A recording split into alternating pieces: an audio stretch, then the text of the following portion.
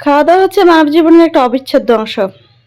খাওয়া দাওয়ার পার্টটা যদি না থাকতো তো মানুষের কাজকর্ম করার কোনো টেনশনই ছিল না।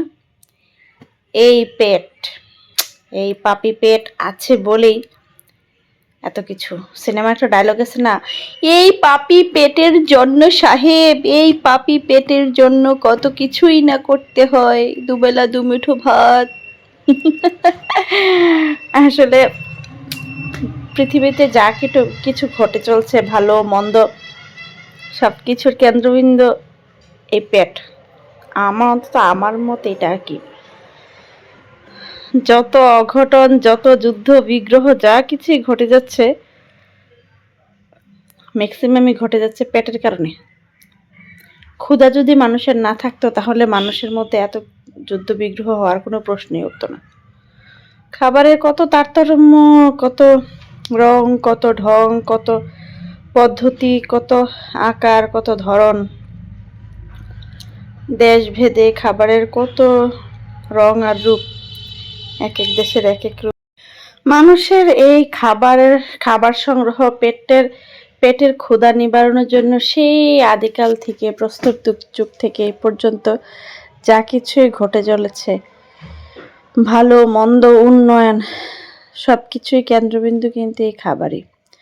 মানুষ খাবারের জন্য বাঁচে না বাঁচার জন্য খায়, এটা একটা গভীর কিন্তু প্রশ্ন, যে আসলে কি মানুষ খাওয়ার জন্য বাঁচে না বাঁচার জন্য খায়। এটা ক্ষেত্র বিশেষে কিন্তু ভিন্ন ভিন্ন। কেউ কেউ আছে সে বাঁচার জন্যই খায়, বাঁচতে হবে, শরীরে শক্তি দরকার, প্রয়োজন, সেজন্যই খায়। আবার কেউ কেউ আছে যে খেতে হবে সেজন্য সে বাঁচে, খাবারটাকে তার ধ্যান জ্ঞান করে নেয়। সবার অবশ্য এরকম না। কিছু কিছু মানুষকে দেখলে মনে হয় তারা কত বিন্দাস, তাদের শরীর কোথায় যাচ্ছে, কি যাচ্ছে না যাচ্ছে, তারা কোনো টেনশন নাই, তাদের মতো মাস্ত জীবনযাপন করছে।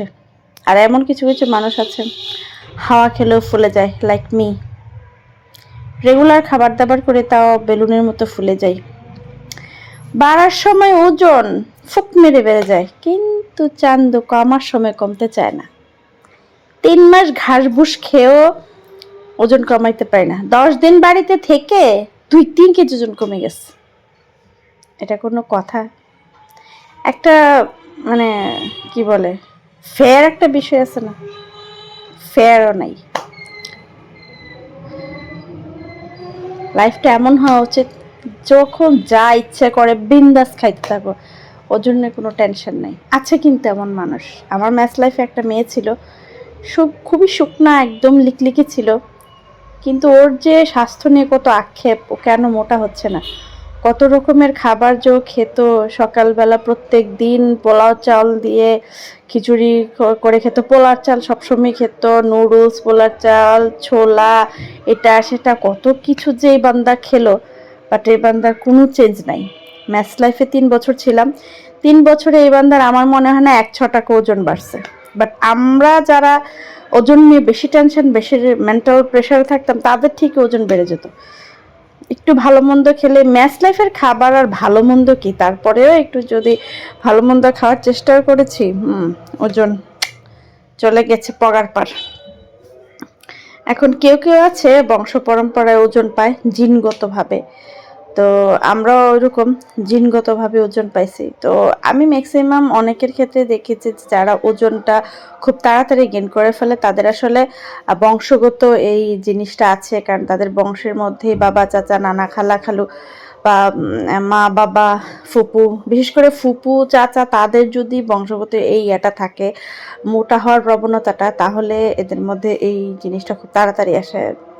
কারণ আমি আমাকে দিয়ে বুঝতে পারছি, কারণ আমার ফুপু, 2 ফুপু, বাবা, মা, তাদের ওজনের খুব তাড়াতাড়ি, তাদের ভালো মন্দ কিছুটা ভালোভাবে খেলেই বেশ ওদের ওজন বেড়ে যায়। তো সেম জিনিসটা আসলে আমাদের মধ্যে এসেছে, আমরা চাস্তো ভাই বোন সবারই একই অবস্থা। ভালো মন্দ একটু খেলে, বেশি একটু আরামে থাকলে আমাদের ওজন হুড় করে বাতাসের গতিতে বাড়তে থাকে। আবার যদি খাওয়া দাওয়া 1-2-3 মাস বন্ধ করে দেয়, সব ঘাস ঘুষ খাই, শুধু পানি খাই, তা ওইরকম যেরকমভাবে বাড়ছে ওইরকমভাবে কমে না। খাবার খাইতে যেমন ভাল লাগে, কিন্তু মোটা হইলে তো আর ভাল লাগে না। মানুষ যখন তাকায়, জামা কাপড় যখন কয়দিন পর পর ঢিল করতে হয়, জামা কাপড় যখন প্রপার একটা মাপে পাওয়া যায় না, তখন তো আর ভাল লাগে না ওজন বাড়লে। আর এদিকে আমার এক ছেলে, এর স্বাস্থ্যটা একটু গুলুমুলু করার জন্য কত চেষ্টা করছি। যদি স্বাস্থ্য একটু চেঞ্জের দিকে আসে, হয় ঠান্ডা লেগে যাবে, না হয় জ্বর এসে যাবে, আর না হয় মানে কোনো না কোনো একটা সমস্যা হয়ে যাবে। যেটুকু শরীর একটু মাস 2 মাস একটু ইনক্রিজ করাইছি, বাকি শরীরটা শেষ, চলে যায় আবার ফিনিশ হয়। রোজার সময়, রোজার ঈদের সময় অনেক বড় সিরিয়াস সমস্যা গেছে ওর, লিভার ইনফেকশনে গেছিলো, অনেক চিকিৎসা করে সুস্থ করছে, মাশাআল্লাহ শরীরটা একটু সুন্দর হয়েছে। ও বাবা, হঠাৎ করে এই গত সপ্তাহে দেখি প্রচণ্ড জ্বর জ্বর জ্বর জ্বর, পরে ভালো করে খেয়াল করে দেখি গলার ভিতরে একদম ঘা হয়ে গেছে। আমার ছেলেটা 7-10 দিন যাবৎ কিচ্ছু ঠিকমতো খেতে পারে নাই, মানে পানিটা পর্যন্ত গিলতে পারে নাই, এমন একটা অবস্থা হয়েছে। আমার ছেলেটা এক সপ্তাহ একদম শুকিয়ে কাঠ হয়ে গেছে। যদিও ওর স্বাস্থ্য অত একটা ভালো থাকে না, মানে ভালো না, কিন্তু একদম যাই ছিল আমার ছেলেটা একদম অবস্থা খারাপ হয়ে গেছে। আসলে ছেলে মেয়ে যদি স্বাস্থ্য ঠিক না থাকে, বাবা মার যে কি একটা অশান্তি লাগে, রাত বিরাত ঘুম নাই, খাওয়া নাই, কত কিছু। আর সবাই বলে কি আমি ছেলেকে খাওয়াই না, ছেলেকে ঠিক মতো ছেলে খায় না, এজন্য শরীরের অবস্থা। আচ্ছা, এটা কোন ধরনের কথা? বাবা মা কি বাচ্চা কাচ্চারা খাওয়াইতে চায় না? বাচ্চার যদি কোনো একটা সমস্যা হয়, খাওয়া দাওয়া ঠিক মতো না করে, অথবা বাচ্চার স্বাস্থ্য সমস্যা, সব দোষ মায়ের এসে পড়ে। ঠিক মতো খাওয়াইতে পারে না, বাচ্চাকে খাওয়ায় না, বাচ্চার এই অবস্থা। এখন আমি তো মোটা, আমি তো মাশাল্লাহ যথেষ্ট হেলদি। হ্যাঁ, বাচ্চার খানা কি তুমি খাইলাও নি? মায়ে খাইলাই বাচ্চার খানা নাকি? তা কেইব বাচ্চা দিয়ে এমন কাড়ি, মা এমন তরকিরে, মা বাপ দিয়ে আতি, বাচ্চাটা এমন তরকিরে বিলের সর মতন। আচ্ছা, এগুলো কোনো কথা? বাবা মা স্বাস্থ্যবান হয়েছে, এই জন্য বাচ্চা যে স্বাস্থ্যবান হবে। ডাক্তার এইসব কথা শুনে শুনে ফেড আপ হয়ে ডাক্তারের কাছে জিজ্ঞেস করছি। শিশু ডাক্তার বলতেছে বাবা মা যদি হেলদি হয়, একসময় বাচ্চা অবশ্যই হেলদি হবে। বাচ্চা সুস্থ থাকাটা হচ্ছে মেন। বাচ্চা মোটো হয় না কেন, গুলুগালু হয় না কেন, এটা নিয়ে আপনাদের এত টেনশন কেন? বাচ্চা যে সুস্থ আসছে এটা আপনাদের কাছে ভালো লাগে না, না শুধু খালি গুলুমুলু হয়ে হাতের মতো হয়ে গেলে আপনাদের কাছে ভালো লাগে? তো ডাক্তারের কাছে এই কথাটা শুনলে মনে একটু রিল্যাক্স ফিল করি না? ডাক্তারে আমার মনের কথাটা বুঝেছে। আপনারা কি মনে করেন, বাচ্চাগুলো মূল্য হইলে ভালো না সুস্থ থাকলে ভালো?